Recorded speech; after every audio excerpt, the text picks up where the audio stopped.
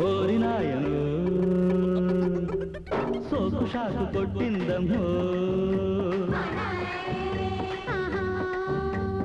ఓరి దేవుడు చిలిపి చీమ కుట్టిందయ్యో జిల్లు జిల్లంటూ ఒళ్ళు తూలింది ఎర్ర ఎర్రంగా